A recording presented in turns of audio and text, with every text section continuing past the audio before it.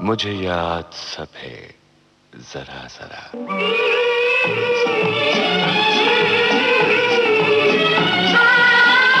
मुझे याद सब है जरा जरा। मुझे याद सब है जरा जरा। वो लम्हा लम्हा साथ है। मुझे याद सब है जरा जरा।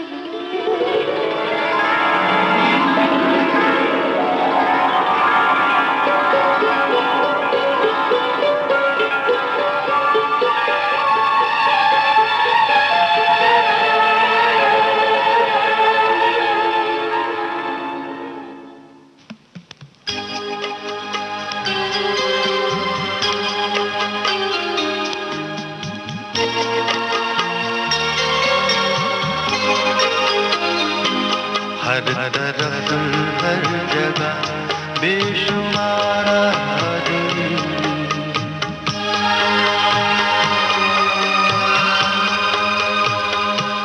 हर तरफ हर जगह बेशुमार आदमी। फिर भी तन्हाइयों का शिकार आदमी। हर तरफ हर जगह बेशुमार।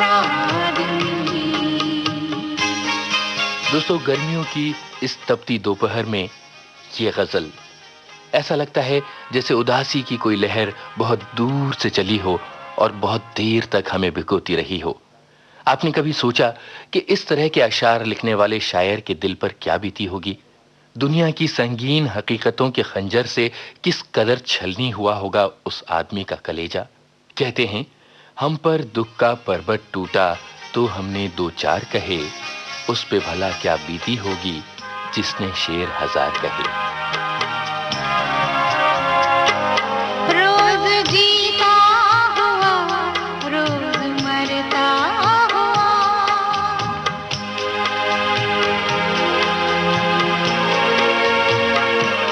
रोज जीता हुआ रोज मरता हुआ।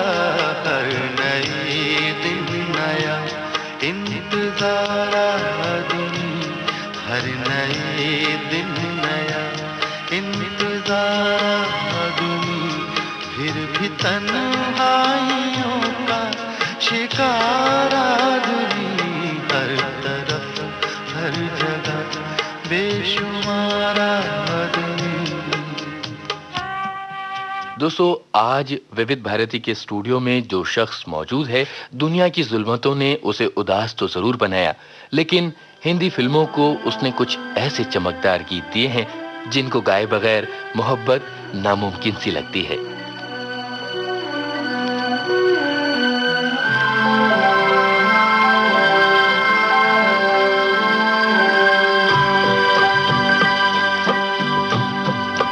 तू इस तरह से मेरी जिंदगी में शामिल है। तू इस तरह से मेरी जिंदगी में शामिल है। जहाँ भी जाऊँ ये लगता है तेरी महफिल है। तू इस तरह से मेरी जिंदगी में शामिल है। जिंदगी के सफे पलटकर अपनी भूली बिसरी यादों को हमारे साथ जरा जरा बांट रहे हैं शायर और गीतकार निदा फाजली। इनसे मुखातिब हैं अहमद वसी। निदा साहब, इस वक्त मुझे रघुपति साहब फराग गोरखपुरी का एक शेर याद आ रहा है कि दिल को तेरी तलाश है वादिये कायनात में। तुझको कहाँ वो दे सदा, तुझको कहाँ सदा न दे। और वादिये कायनात की तरह फैला हुआ है हमारे इस प्रोग्राम का दामन। और मैं इस पसोपेश में हूँ, इस उलझन में हूँ कि आपको कहाँ से आवाज़ दूँ, क्योंकि इस प्रोग्राम की वसत का तकाजा ये है कि आप खुद अपने बारे में बताएं, अपने बचपन के बारे में, अपनी यादों के बारे में, अपने अहबाब के बारे में और अपनी उन छुट्टियों के बारे में जो कॉलेज और स्कूलों में होती हैं, या ख़ासकर गर्मी के दिनों में आप अपने दिन और रात, शब और रोज़ कैसे गुजारते थे। सारे सवालों का जवाब एक शेर। अब जहाँ भी हैं वहीं तक लिखो रूदादे सफ़र। अब जहाँ भी हैं वहीं तक लिखो रूदादे सफ़र। हम तो निकले थे कहीं और ही जाने के लिए। ज़िंदगी कुछ ऐसे उतार चढ़ाव से गुजरी है कि W.H. डेविस का जो एक शेर है कि we don't have time to stay and stare, what is this life if full of care. तो किसी मंजर पर बहुत देर तक आँख को ठहरने की इजाज़त वक्त ने नहीं दी। एक लोअर मिडिल क्लास फैमिली में जन्म हुआ और मुझे बचपन की यादों में जो ख़ास यादें हैं जिनका जिक्र मैंने अपनी किताबों में भी किया है, उसका संबंध उस इमली के पेड़ से है जो मेरे घर के सामने होता था। उस घर में जो इमली का पेड़ था सामने, उसमें दिन भर उसके नीचे बच्चे खेलते थे, लेकिन रात होते ही उसमें एक भूत आकर बैठ जाता था। हम उससे डरते थे और माँ बेहोश रहती थी। हमारी बड़ी बहन उस भूत को भगाने के लिए स्टूल पर कुरान ला के रख देती थी।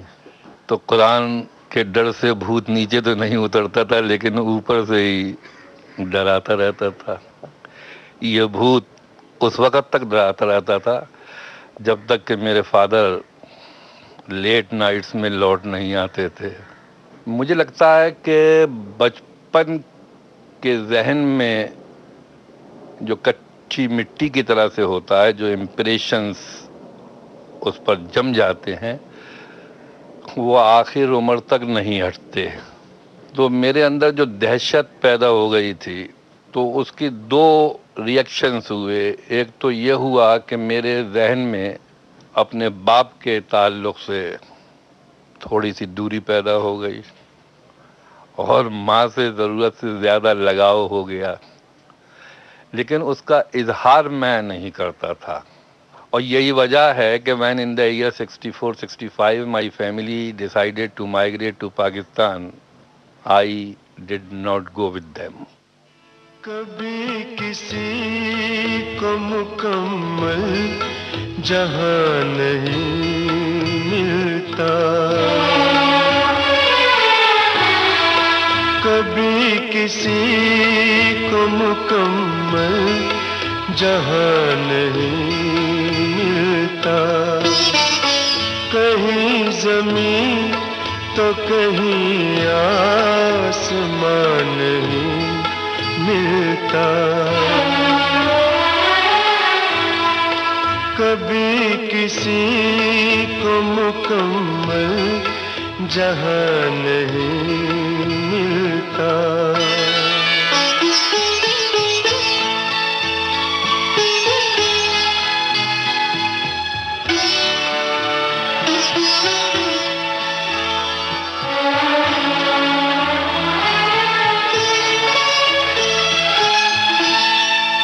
जिसे भी देखिए वो अपने आप में गुम है। जिसे भी देखिए वो अपने आप में गुम है। जुबान मिली है मगर हम जुबान नहीं मिलता। जुबान मिली है मगर हम जुबान नहीं मिलता। कभी किसी को मुकम्मल जहां नहीं मिलता।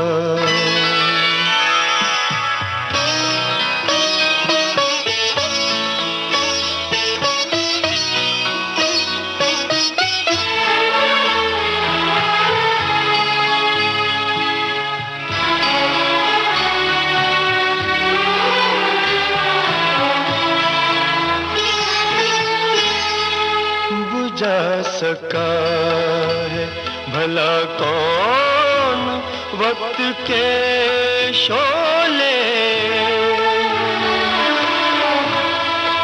बुझा सका है भला कौन वक्त के शोले। ये ऐसी आग है जिसमें धुआं नहीं मिलता, ये ऐसी आग है जिसमें धुआं नहीं मिलता। कभी किसी को मुकम्मल जहां नहीं मिलता।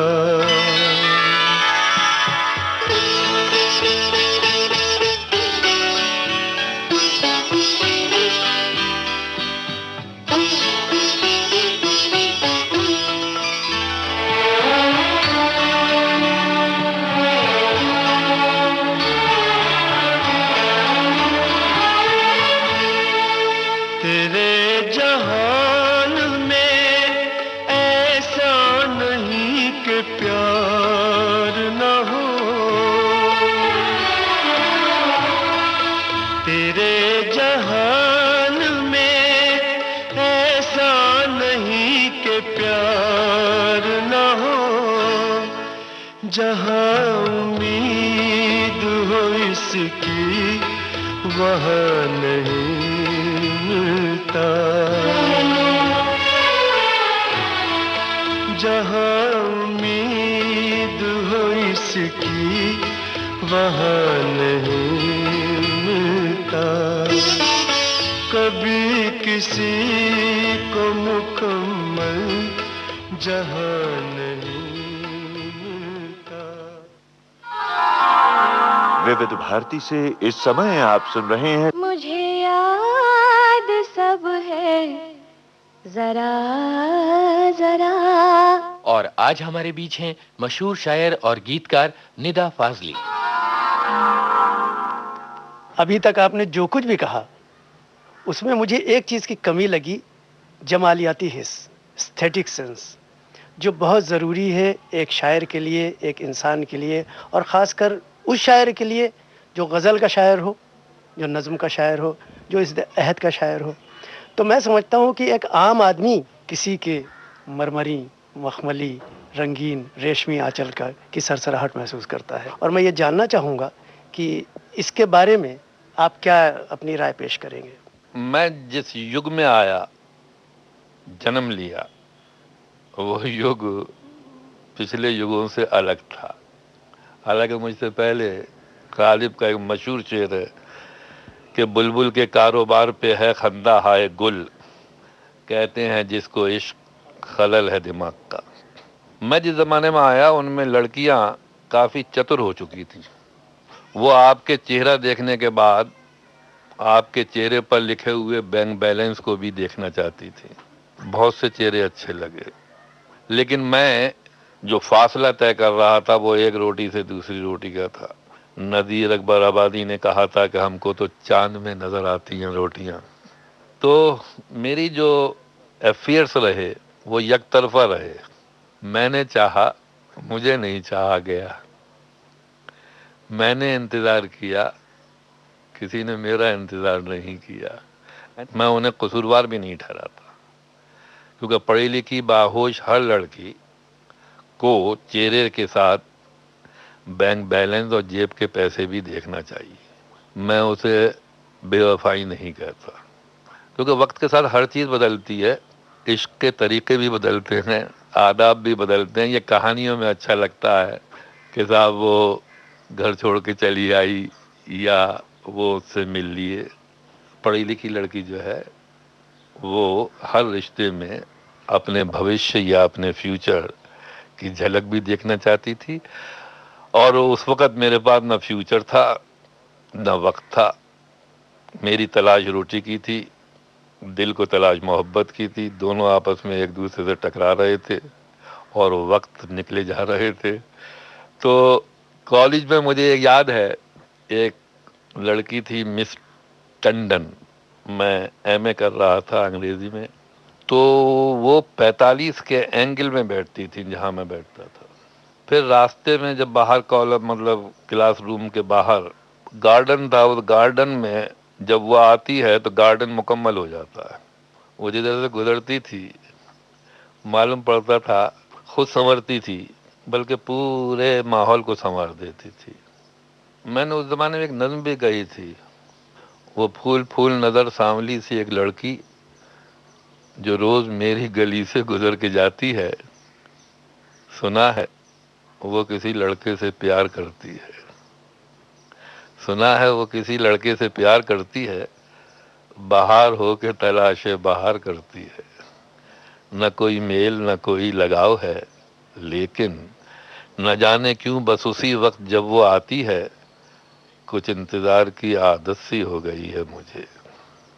एक अजनबी की जरूरत सी हो गई है मुझे। मेरे वरांडे के आगे ये फूस का छप्पर, गली के मोड़ पे उखड़ा हुआ सा एक पत्थर, ये एक झुकती हुई बदनुमा सी नीम की शाख और उस पे जंगली कबूतर के घोंसले का निशान, ये सारी चीजें कि जैसे मुझी में शामिल हैं, मेरे दुखों में, मेरी हर खुशी में शामिल हैं। मैं चाहता हूँ कि वो भी यूं ही गुजरती रहे, अदाओ नाज से लड़के को प्यार करती रहे। तो वो जो मिस टंडन थी, उसे देखकर सुबह भी अच्छी लगती थी, उसकी खामोशी से दिन भी जागता था, बेमतलब उसका इंतजार करते थे। एक दिन आया कॉलेज में मैं, तो अचानक बोर्ड पर लिखा हुआ था कि मिस टंडन इज नो मोर। वो कॉलेज आते वक्त किसी ट्रक के बीच में आ गई और वो चली गई। इस हादसे से मेरे अंदर एक डिस्टरबेंस तो हुआ, और मैं चाहता था कि इस दर्द को, जिसका कोई नाम नहीं है, जिसका कोई रिश्ता नहीं है, जिसका कोई लेना देना नहीं है, उसकी अभिव्यक्ति करूं, उसको मैं इजहार के दायरे में लाऊं। तो मालूम पड़ा कि मुझे जो शब्द विरसे में मिले थे, जिनके शेरों को सुना सुना कर मैं अपने कॉलेज के स्टूडेंट से चाय पीता था, उनमें से कोई ऐसा शेर नहीं था जो इस दर्द को बयान कर सके। इस दर्द को बयान करने के लिए मुझे एक नई भाषा की जरूरत थी। उस भाषा को मैंने तलाश किया मीराबाई की यहाँ, कि बाहर घाव कछु नहीं दीसे, रोम रोम दी पीर, विपत पड़े कोई निकट ना आवे, सुख में सबको सीर, मीरा के प्रभु गिरधर नागर सदके करूं शरीर। उस दिन मुझे मालूम पड़ा कि दुख और गम के चेहरे भले अलग अलग हों, उनका दर्द और टीस एक जैसा होता है। और एक्चुअली मैंने जो भाषा अपनी कविता के लिए, अपनी शायरी के लिए गढ़ी या तलाश की या मुझे मिली, वो एक ऐसी लामज़हब भाषा है जो सड़कों पे लड़ती झगड़ती है, आंगनों में बनती बिगड़ती है, जो ना सर पर चोटी लगाती है, न चेहरे पर दाढ़ी बढ़ाती है। वो भाषा वही है जो आम आदमी दूसरे आम आदमी से बात करता है। चांद भी देखा, फूल भी देखा, बादल बिजली तितली जुगनू, कोई नहीं है ऐसा, तेरा हुस्न है जैसा, तेरा हुस्न है जैसा। मेरी निगाह ने ये कैसा ख्वाब देखा है, ज़मीं पे चलता हुआ माहताब देखा है। मेरी आंखों ने चुना है तुझको दुनिया देख कर, मेरी आंखों ने चुना है तुझको दुनिया देख कर। किसका चेहरा, किसका चेहरा अब मैं देखूं, तेरा चेहरा देख कर मेरी आंखों ने चुना है तुझको दुनिया देख कर।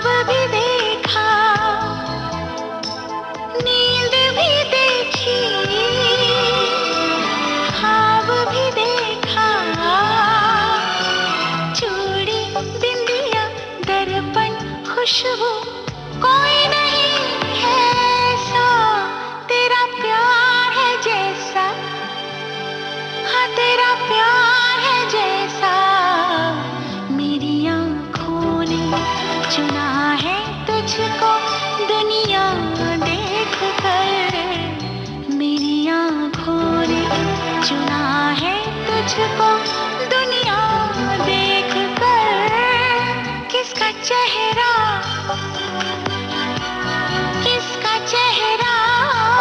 अब मैं देखूं,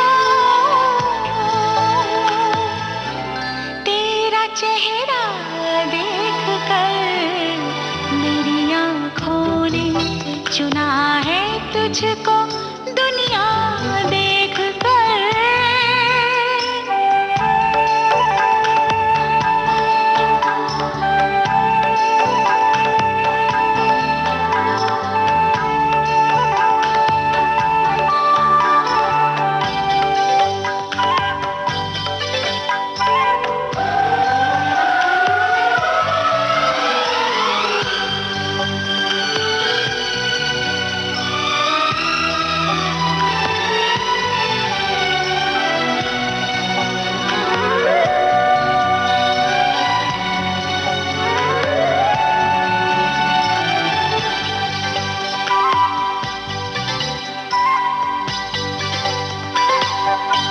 रंग भी देखा, रूप भी देखा, रंग भी देखा, रूप भी देखा, रास्ता मंजिल साहिल महफिल कोई नहीं है सो तेरा साथ है जैसा हो, तेरा साथ है जैसा मेरी आँखों ने चुना है तुझको दुनिया देख कर। मेरी आँखों ने चुना है तुझको दुनिया देख कर। किसका चेहरा अब मैं देखूं, तेरा चेहरा देख कर मेरी आँखों ने चुना है तुझको दुनिया देख कर।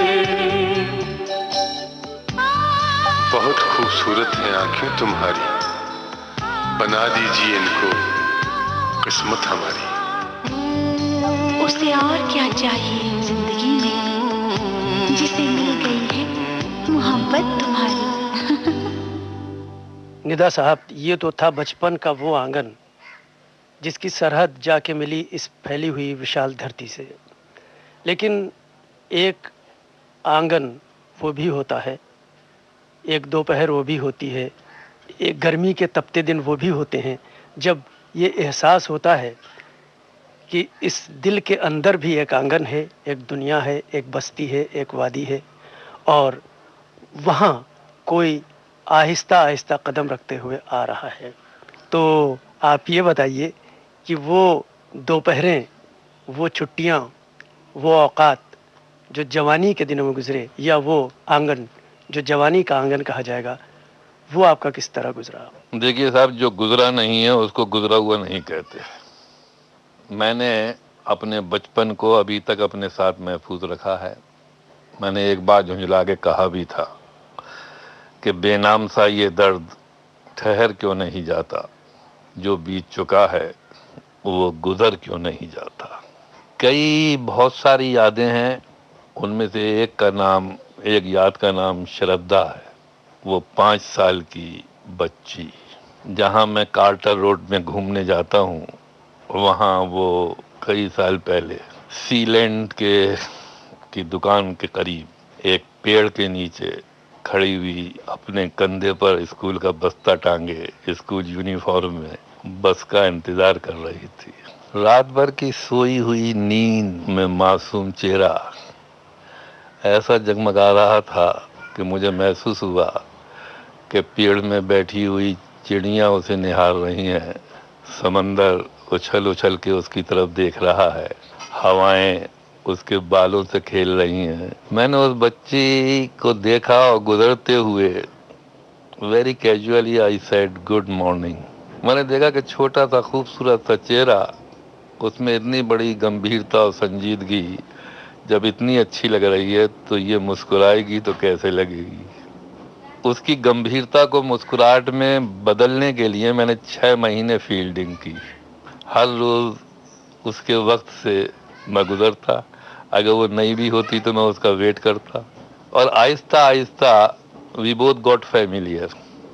और वो एक दिन मुस्कुराई, तो जब वो मुस्कुरा रही थी तो इतनी खूबसूरत लग रही थी कि मेरा जी चाहा उसकी मुस्कुराहट की तस्वीरें बनवाऊं और एक मुल्क के 3 टुकड़ों, बांग्लादेश, पाकिस्तान और हिंदुस्तान के प्राइम मिनिस्टर को ये लिख के भेजूं कि जिंदगी सिर्फ सरहद नहीं होती, श्रद्धा की मुस्कुराहट भी होती है।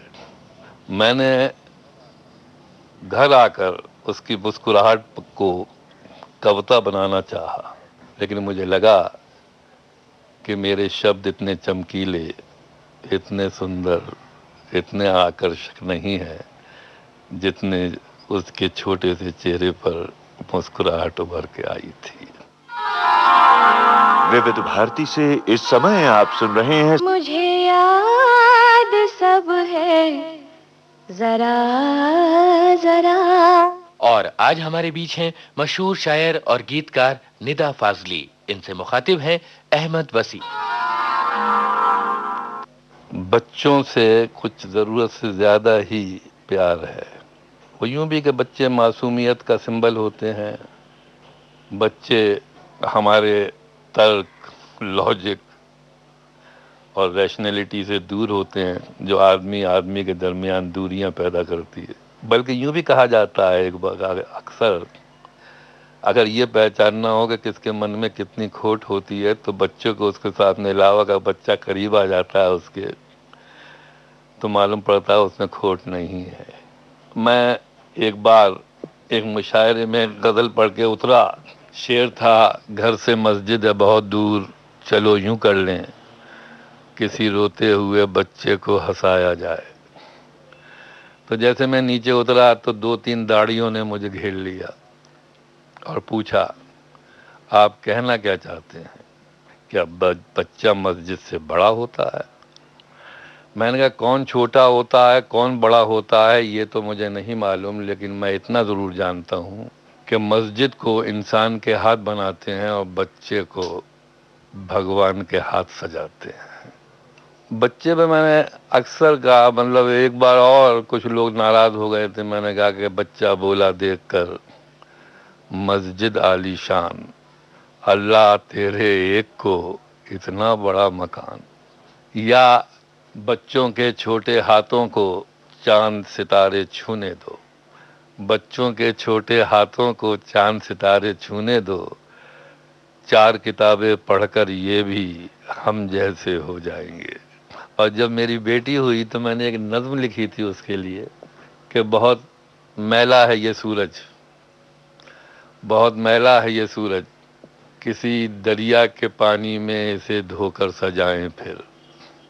गगन में चांद भी कुछ धुंधला धुंधला है, मिटा के इसके सारे दाग धब्बे जगमगाएं फिर। हवाएं सो रही हैं पर्वतों पर पांव फैलाए, जगा के इनको नीचे लाएं पेड़ों में बसाएं फिर। धमाके कच्ची नींदों से डरा देते हैं बच्चों को, धमाके खत्म करके लोरियों को गुनगुनाएं फिर। वो जब से आई है यूं लग रहा है अपनी ये दुनिया जो सदियों की अमानत है, जो हम सबकी रिवायत है, पुरानी हो चुकी है, इसमें अब थोड़ी मरम्मत की ज़रूरत है।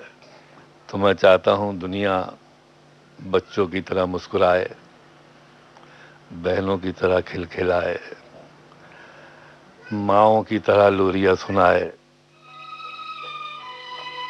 लाल मेरे मजबूर हूँ मैं,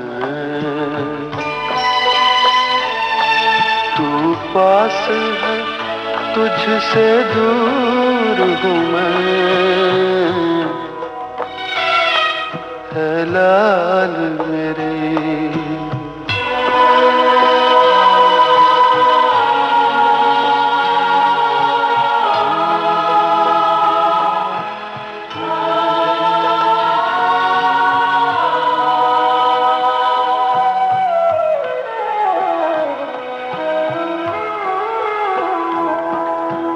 राज कहूँ कैसे मैंने पाया है तुझे मरियम की तरह।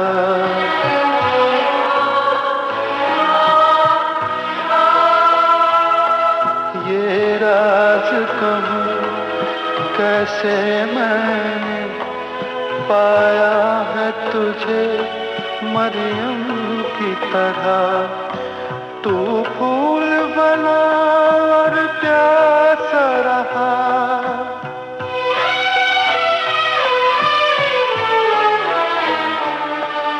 तू फूल बना और प्यासा रहा।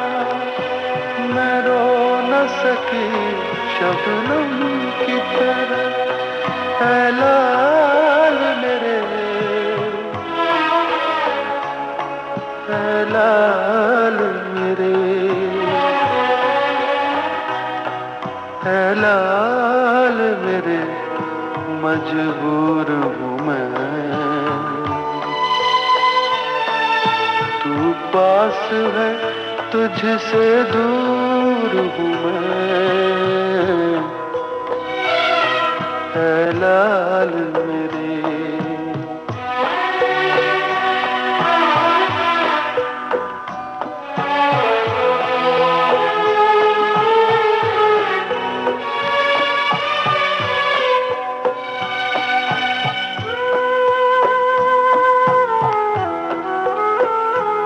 जब खून का रिश्ता है तुझसे, एक दिन तू मुझे पहचानेगा। जो दर्द न जाना दुनिया ने,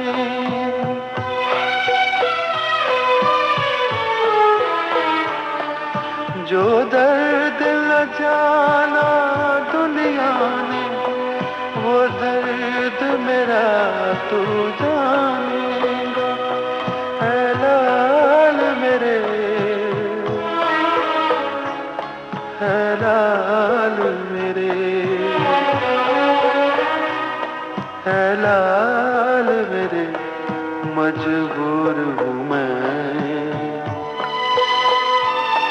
तू पास है तुझसे दूर हूँ मैं। ऐ लाल मेरे, ऐ लाल मेरे। कहानियों का जिक्र होता है तो हमारा ध्यान, हमारा ख्याल मुतवज्जो होता है फिल्मों की तरफ, उन कहानियों की तरफ जिनमें ज़ाहिर है कि हीरोइन सब कुछ त्याग देती है, बलिदान करती है और सब कुछ कुर्बान करके हीरो की तरफ दौड़ कर आ जाती है। चूँकि ये फिल्मी सिलसिला ऐसा है कि हर शायर, हर गीतकार, हर लिखने वाला चाहता है कि इनसे वाबस्ता हो, इससे फिल्मों से वाबस्ता हो, और आपकी वाबस्तगी भी इसी फिल्मी दुनिया से है। तो पहले तो आप ये बताइए कि आप अपनी जवानी में, अपने बचपन में या पिछले दिनों में आप किस तरह की फिल्में देखते थे, पसंद करते थे, और फिर किस तरह के गीत आपको पसंद थे, या कौन शायर, कौन गीतकार, किस किस्म के गीत आपकी प्रेरणा का स्रोत बने? देखिए साहब, बिहार में पटना अदीमाबाद के एक शायर हुए हैं शाद अदीमाबादी। उनकी एक लाइन है कि मैं खुद आया नहीं लाया गया हूँ। जैसा कि मैंने पहले कहा कि चॉइस का इख्तियार जिंदगी में होता नहीं है। जहाँ पैदा हो गए वो आपका परिवार, उस परिवार की जो भाषा वो आपकी भाषा, वो परिवार जिस मोहल्ले में वो आपका मोहल्ला, वो मोहल्ला जिस नगर में वो आपका नगर। मेरे साथ भी यही हुआ कि बिना पूछे पैदा कर दिया और ये तमाम विरासत का बोझ लिए मैं गधे की तरह जिंदगी के सफर पे घूमता रहा। तो मेरे साथ भी यही हुआ कि मैं खुद आया नहीं लाया गया हूँ। जब एक घर छीना गया तो घर की तलाश में पूरे देश में भटकता रहा। ये भी बेवकूफ़ी थी, घर चला गया था कराची और मैं उसे ढूंढ रहा था हिंदुस्तान में। मालूम पड़ा एक पड़ाव बम्बई आया। उस जमाने में धर्मवीर भारती यहाँ पर थे, उनके धर्मयुग में लिखना शुरू कर दिया। फिर बिलिट्स था, उसमें लिखना शुरू कर दिया। मालूम पड़ा कि एक दिन बेघर के एक शख्स जिसका नाम निदा फाजली था, उसके लिए मैसेज रखी होती थी हर जगह जहाँ वो काम कर रहा था थोड़ा थोड़ा, कहीं धर्मयुग में मैसेज पड़ी हुई है, कहीं बिलिट्स में पड़ी हुई है, कहीं किसी रेडियो स्टेशन पे पड़ी हुई है। और वो मैसेज ये थी कि मैं आपसे मिलना चाहता हूँ, आप मुझसे मिलिए, आपसे कुछ काम लेना है, कमाल अमरोवी। मैंने सोचा कि मेरा कमाल अमरोवी से क्या काम हो सकता है। फिर भी क्योंकि स्ट्रगल हर रोज भागते हुए सूरज का पीछा करता है और सूरज उससे आंख मिचोली करता है, फिर भी वो सूरज से पर अपने विश्वास को खत्म नहीं करता। तो मैं कमाल अमरोवी के चला गया। कमाल साहब मिले 2 बजे के करीब, और वो स्टाइलिश आदमी थे कमाल साहब, एक लफ्ज भी अंग्रेजी का बोलते नहीं थे, और वो भाषा बोलते थे जो आज से 50 साल पहले अमरोहा में बोली जाती थी। मैं बंबई आकर उस भाषा को भूल गया था। मैंने कहा कमाल साहब आदाब अर्ज़, मेरा नाम निदा फाजली का, तशरीफ रखिए। मैंने आपको इसलिए याद फरमाया, उनका स्टाइल है, मैंने आपको इसलिए याद फरमाया कि मुझे एक मुकम्मल शायर की ज़रूरत है। मैंने कहा मैं हाजिर हूँ, और ये है इज्जत अफजाई के लिए शुक्रिया कि आप मुझे मुकम्मल शायर समझ रहे हैं कि जी मुझे आपसे कुछ नगमात तहरीर करवाने हैं। मैंने कहा मैं हाजिर हूँ साहब, आप मुझे बताइए कि क्या गाना है, कैसा लिखना है। लेकिन इससे पहले कि आप गाना लिखें, मैं एक बात जाहिर कर देना चाहता हूँ कि इल्मी शायरी अलग होती है, फिल्मी शायरी अलग। और फिल्मी शायरी लिखने के लिए आपको मेरे मिजाज की शिनाख्त बहुत ज़रूरी है। जानिसार अख्तर मेरे मिजाज को पहचान गए थे, अल्लाह को प्यारे हो गए। मैंने कहा मैं ये शर्त तो पूरी नहीं करने वाला, कोशिश करूँगा कि आपकी सिचुएशन पर कुछ लिखूँ। तो वो अपनी सिचुएशन जो मुझे सुनाई उन्होंने, तो वो ज़ुबान में सुनाई कि मैं भी थोड़ी देर के लिए हिल गया। कह रहा हमारी दास्तान उस मुकाम पर आ गई जहाँ मलका आलिया रज़िया सुल्तान यानी हेमा मालिनी सियाह लिबास में मलबूस खरामा खरामा चली आ रही हैं, जिसे देखकर हमारा आले अक्कासी खैर मकदम के लिए आगे बढ़ा। मैं थोड़ी देर के लिए हिल गया। उनके असिस्टेंट ने बाद में कहा इसका मतलब ये है कि हेमा मालिनी सफेद घोड़े पर काले लिबास पहने हुए आ रही हैं और आला अक्कासी यानी कैमरा उनकी तरफ मूव हो रहा है। तो मैंने last 2 songs I wrote for that film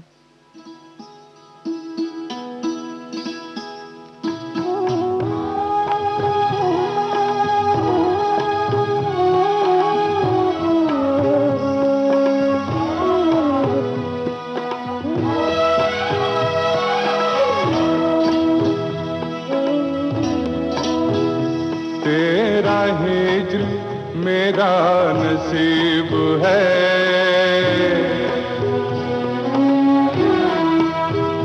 तेरा हिज्र मेरा नसीब है, तेरा गम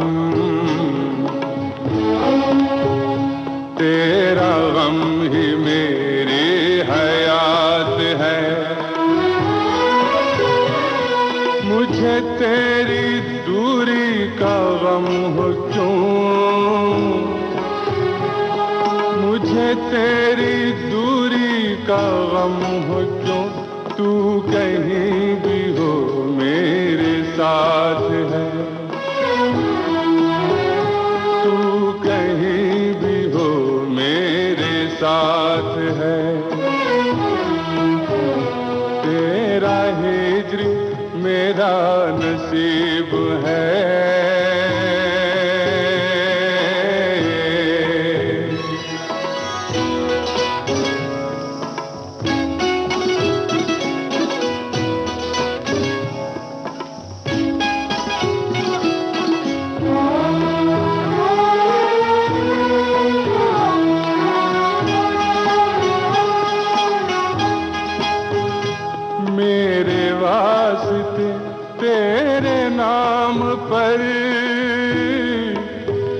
मेरे वास्ते तेरे नाम पर कोई हर्फ आए नहीं नहीं, मुझे ख्वाब दुनिया नहीं, मुझे खौफ दुनिया नहीं, मगर मेरे रूबरू तेरी जात है। मेरे रूबरू तेरी जात है। तेरा हिज्र मेरा नसीब है।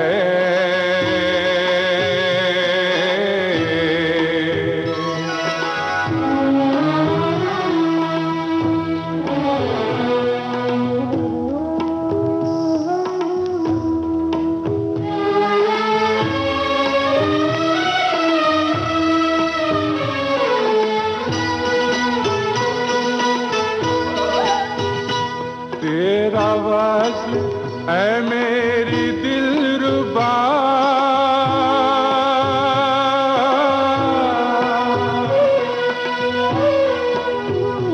तेरा वस्ल है मेरी दिलरुबा। नहीं मेरी किस्मत तो क्या हुआ, मेरी महजबी, मेरी महजबी, मेरी महजबी यही कम है क्या, तेरी हसरतों का तो साथ है। तेरी हसरतों का तो साथ है। तेरा हिज्र मेरा नसीब है।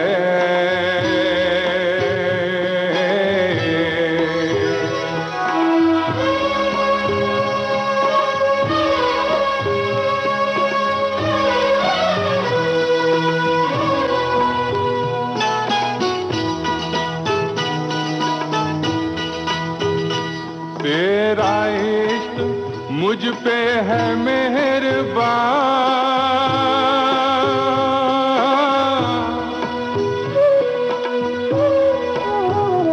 तेरा इश्क मुझ पे है मेहरबान। मेरे दिल को हासिल है दो जहां, मेरी जान जान, मेरी जान जान।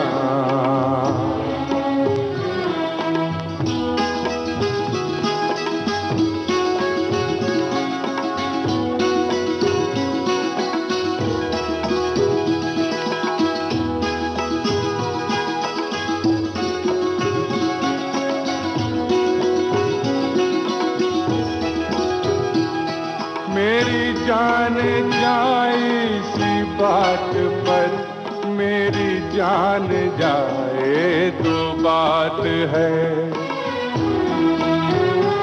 मेरी जान जाए तो बात है। तेरा हिज्र मेरा नसीब है।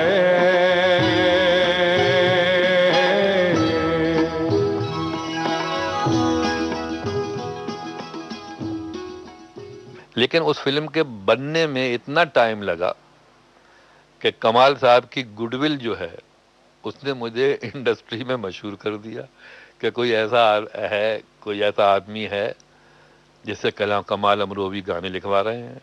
तो जाहिर है कि not Nida Fazli but because कमाल अमरोवी इज मेकिंग हिम राइट।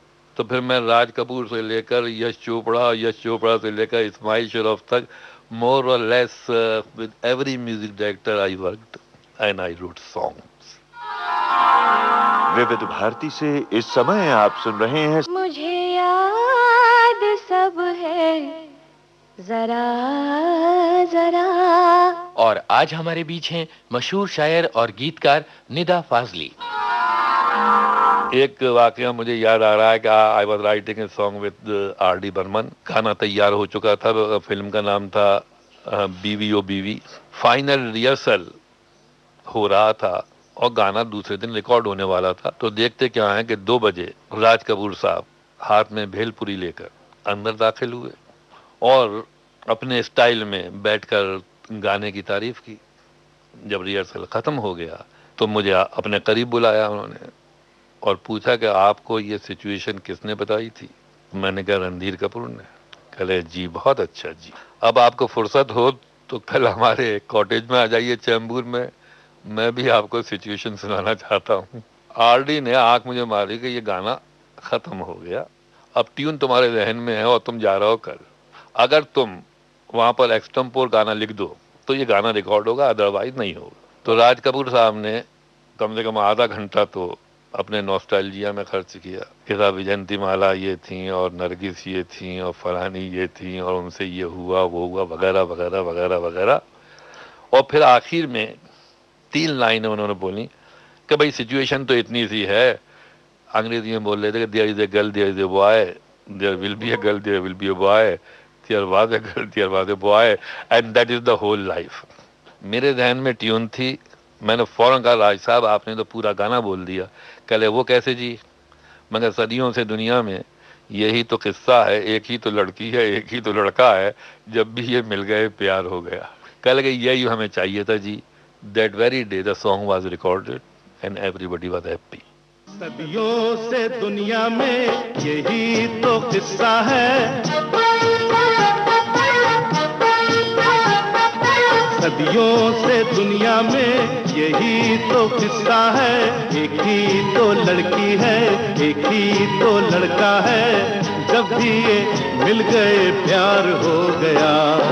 सदियों से दुनिया में यही तो किस्सा है, एक ही तो लड़की है एक ही तो लड़का है, जब भी ये मिल गए प्यार हो गया।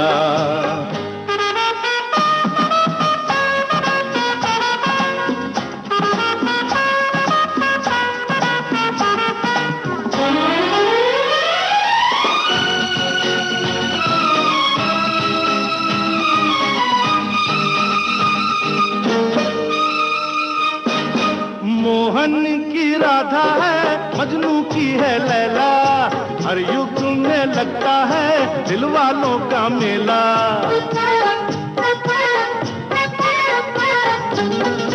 मोहन की राधा है मजनू की है लैला, हर युग में लगता है दिल वालों का मेला। एक से दो हुए प्यार हो गया, अरे सदियों से दुनिया में यही तो किस्सा है, एक ही तो लड़की है एक ही तो लड़का है, जब भी ये मिल गए प्यार हो गया।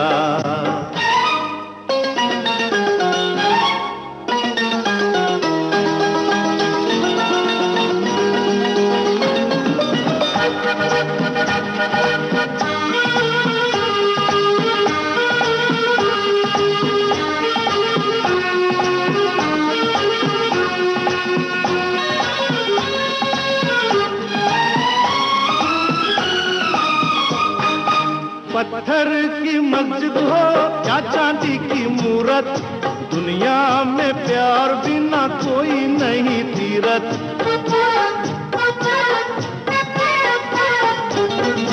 पत्थर की मस्जिद हो या चांदी की मूरत, दुनिया में प्यार बिना कोई नहीं तीरथ।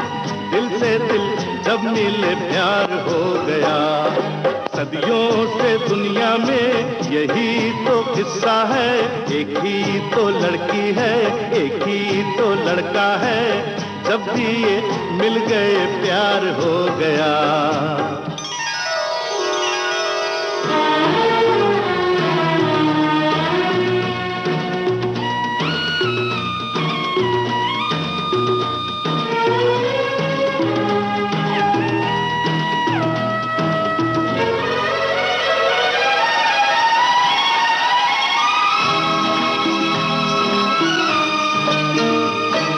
सागर की ओर चले नदियां घूंघट खोले, भौरा भी कलियों के आगे पीछे डोले।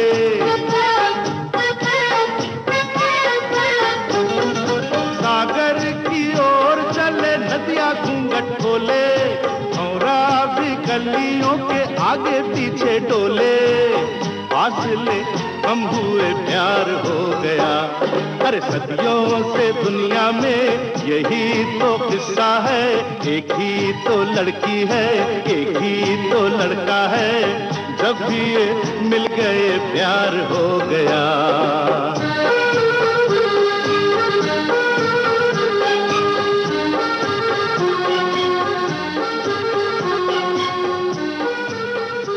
एक यश चोपड़ा ने एक सिचुएशन दी और इस चैलेंज के साथ कि साहब इस पर साहिर ने लिखा है। मैंने कहा अच्छा।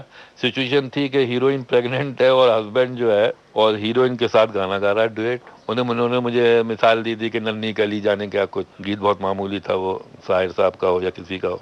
और मैंने यश साहब से कहा था कि आपने भले ही मुझे मिसाल दी हो, लेकिन ये गीत मैंने अपने स्टाइल से लिखा है। तुम्हारी पलकों की चिलमनों में ये क्या छुपा है सितारे जैसा, हसीन है ये हमारे जैसा, शरीर है ये तुम्हारे जैसा।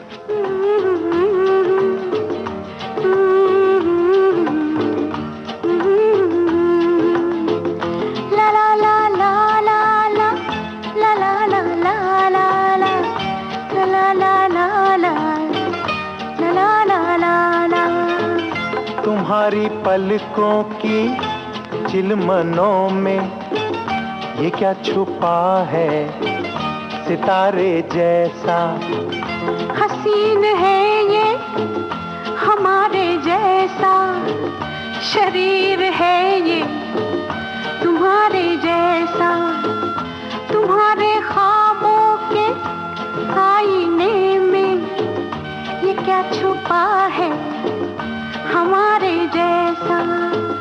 जवान है ये हमारे जैसा, हसीन है ये तुम्हारे जैसा।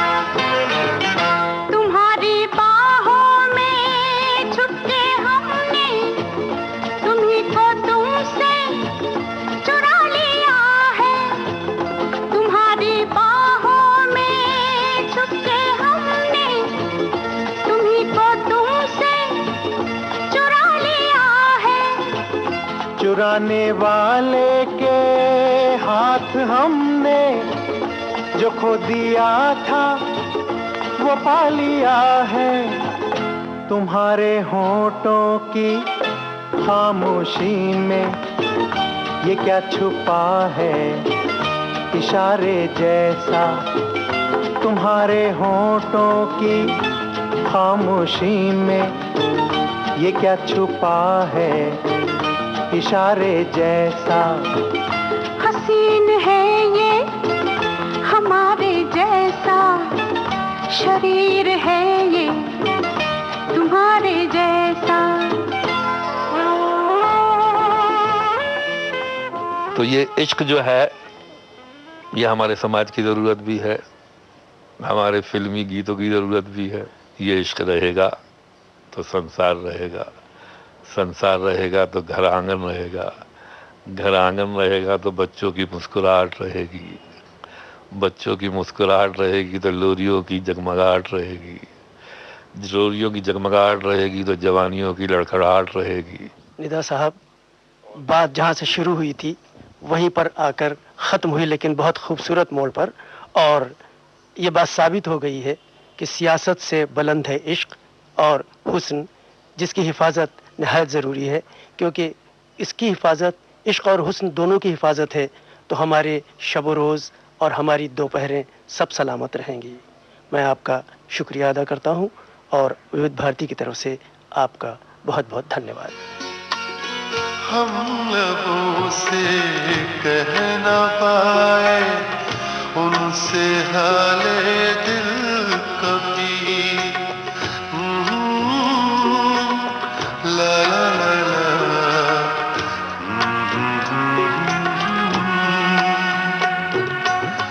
हम लबों से कह न पाए उनसे हाले दिल कभी, और वो समझे नहीं ये खामोशी क्या चीज है और वो समझी नहीं ये खामोशी क्या चीज है। इश्क कीजिए फिर समझिए, इश्क कीजिए फिर समझिए जिंदगी क्या चीज है। मुझे याद सब है जरा जरा। विविध भारती की इस सीरीज में आज हमारे बीच थे मशहूर शायर और गीतकार निदा फाजली। इनसे बातचीत की अहमद वसी ने। विविध भारती की जिस क्रिएटिव टीम ने यह कार्यक्रम तैयार किया उनके नाम हैं technical assistants Rita Rebello, post production Usha Mehta, associate presenter Yunus Khan और प्रोड्यूसर राकेश जोशी।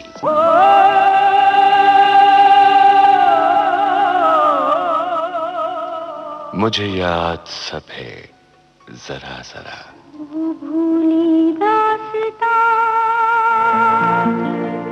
मेरे बिछड़े साथ सहारे।